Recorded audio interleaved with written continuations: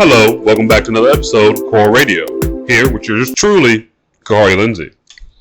You must not seek out a relationship to make yourself happy. And I'll repeat this for the people in the back. You should not seek out a relationship to make yourself happy. Because, one, no one can make you happy. Someone can do things that bring you joy, but then they'll always have to upkeep those things to bring you joy. If you're unhappy and you don't know why you're unhappy, you need to go figure out why you're unhappy. And there's a lot of ways you can do that. Introspection. Talking to someone that has the tools to help you. Literally, people say meditation, but all meditation is sit with yourself and don't freak out. That's all meditation is. Sit with yourself and don't freak out. If you don't know why you're sad and you don't know what's wrong, a partner should not have to fix that for you. You should figure out that yourself. Then when you meet a partner, you both can bring your best selves or trying to be your best selves into a pot, and then you can mix in the soup. Instead of you having soup in a pot and then throwing your partner in like ingredients. You're both soups. You got to mix together. You got to meld together. They're not seasoning for your soup. You're not seasoning for their soup. You're both your own soup. You can't expect to board someone else's ship with nothing to offer. You cannot gain voyage with nothing to offer. You should probably focus on fixing your ship before you're trying to join a fleet. That's another weird analogy. Like, who the heck? No one here is a ship, right? Why am I, that doesn't make any sense. Anyway, I want this to be more about advice, and predominantly advice when it comes to dealing with humans.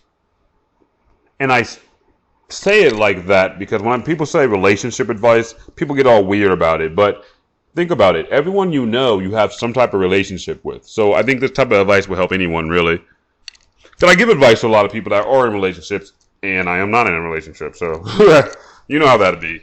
Anyway, the advice I try to give people I know that are in relationships, no matter who it is in that relationship, scheduling. And as in, when I say scheduling, I don't mean like, oh, they know when I work. I mean, like, you know when you work, they know when you work. You have a schedule written out, and you have them on the schedule, the days and times you would like to see them. And I think this is a good idea for a number of reasons. Predominantly, the main reason why this is a good idea is because not only does it set boundaries of when and where you want to see them, but it also makes them feel like they're special. Because not only do they know your schedule and they know what you have to do, they know where they stand on your schedule. And they know that they're wanted on your schedule. And they know that you set aside specific time for them. And that kind of like fills the boxes for a lot of people, especially when it comes to like hanging with someone they care about. They just want to feel like that person is hanging with them and paying attention to them and giving them a time and dedication. That's all they really want, So that's a bit of advice that I know has helped people in my life in their relationships. Just because it makes sense. It's like, if everyone in your circle of trust knows where they stand in your schedule, you never really have to explain like, hey, these days I don't really talk that much, or these days like I need to be by myself. Like, you don't need to explain that later down the road because you already established this is your schedule and this is how you work to be the best possible you. And if you have a partner that cares about you, they're going to abide by your schedule because they want you to be the best possible version of yourself. So it's usually a win-win.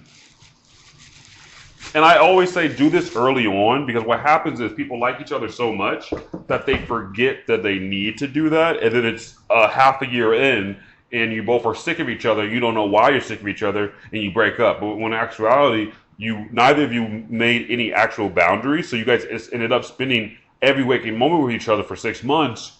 And then you wonder why you don't want to see the person. Like, they turn into a sibling. That's why. You have to set boundaries so it feels special when you see them. It feels like it's a real relationship. If you just see them every day because you want to see them every day, what happens when you don't want to see them? Oh, the relationship it lost its luster, lost its spark. Oh, maybe we should break up. I don't feel the same way I used to feel. Yeah, because you've seen this person every freaking day. Anyway, I just killed that monkey.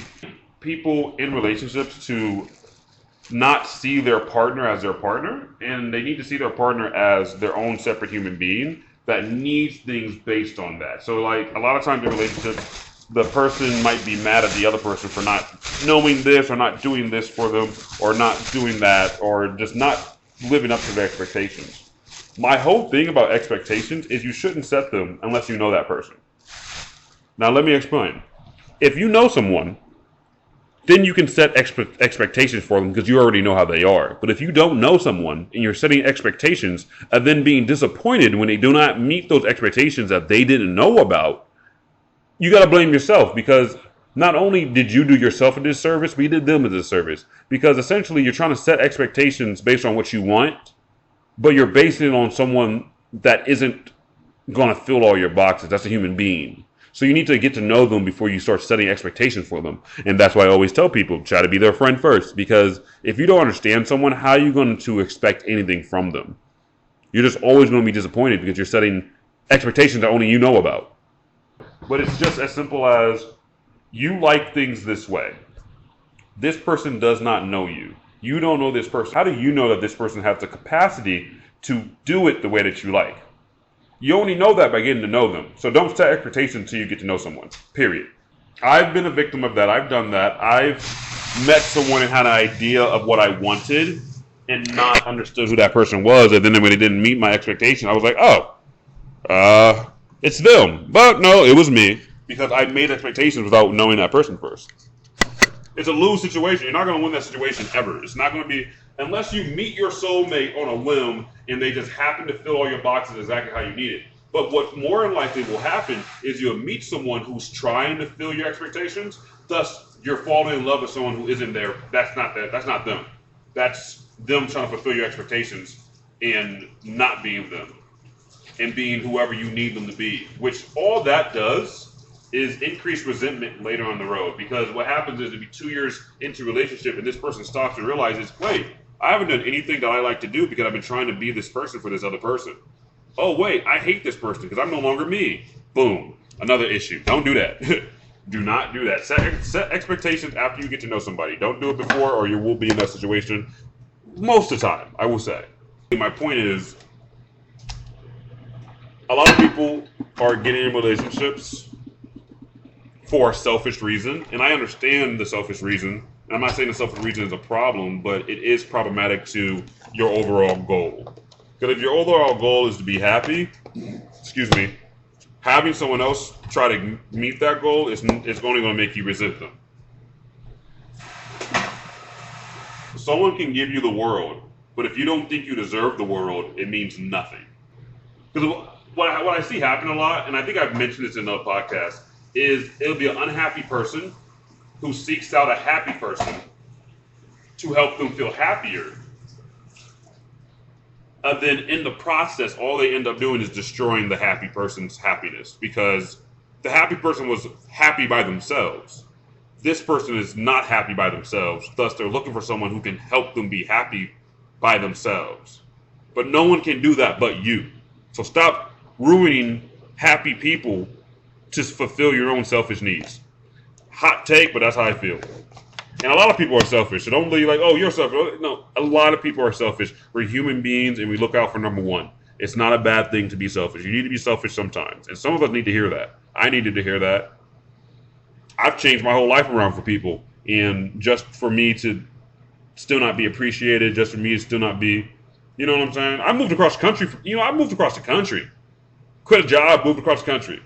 Because I liked somebody, right? That person did not like me. That person resented me.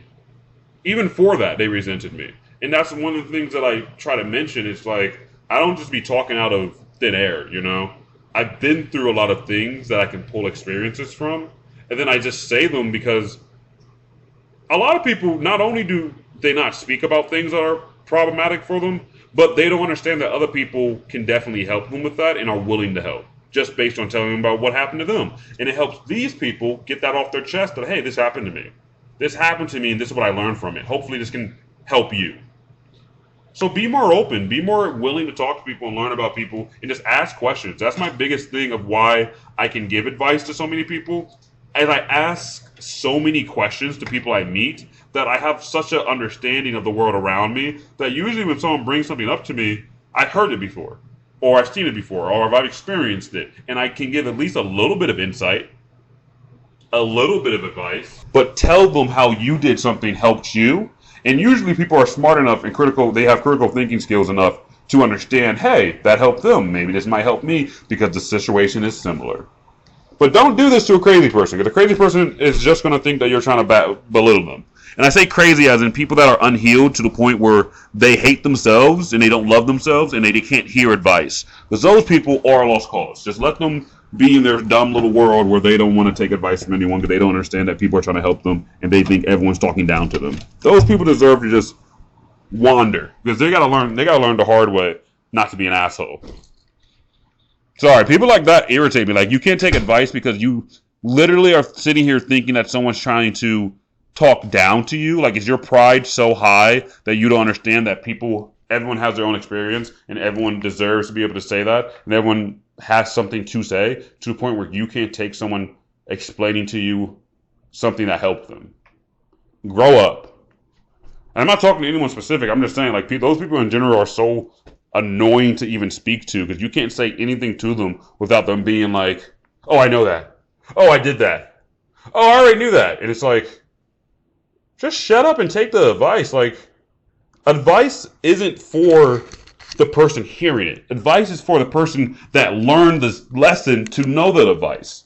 And I wish more people would understand, when people are giving you advice, it a lot of times has very little to do with you. Very little to do with you. It has a lot of times a lot to do with them. Hey, this is something that I wish I would have known. Hey, this is something I learned after I didn't know something that you're about to do. Hey, like, it's very wholesome and it's very innocent that someone would give you advice. Because it means nothing other than, hey, this helped me, hopefully it can help you. I went on a few tangents there, but I'm trying to get more consistent. I got really into the YouTube thing, and it kind of made my regular podcast like this falter in a way. I used to drop like 2 podcasts a month, and then I started doing YouTube, and it turned into a podcast every 3 months, because YouTube is time consuming.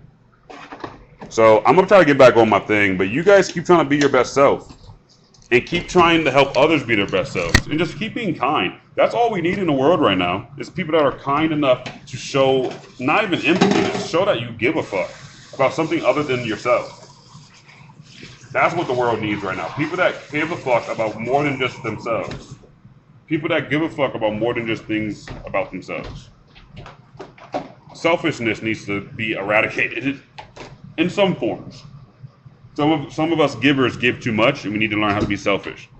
But some of the takers need to understand themselves enough to understand that they're taking. Because I don't think takers are a bad thing. I think a lot of takers don't understand that they're takers.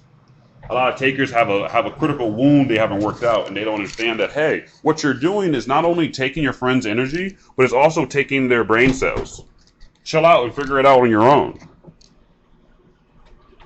Not your friends, just like, you know what I'm saying? Like, I don't know. Everyone's been in a relationship where the person that you're in a relationship is a taker and you're a giver. And if you haven't been in one of those relationships, you're probably a taker. You're probably a taker, I'm just saying. If you've never been in a relationship where you feel like you're giving so much and the person isn't giving you anything, then you're probably the person taking. Because the person taking always feels like they're doing so much, when it's like, you're just treating me like a normal human being. Like, that's what you're doing. But I'm going above and beyond. But takers don't understand what above and beyond means, because takers have always been given things. So they don't need to know that. Anyway, another tangent I just went on a topic that irritates me. But I appreciate y'all. Here, another episode of K.O.R.L Radio with your boy, K.O.R.L Lindsay.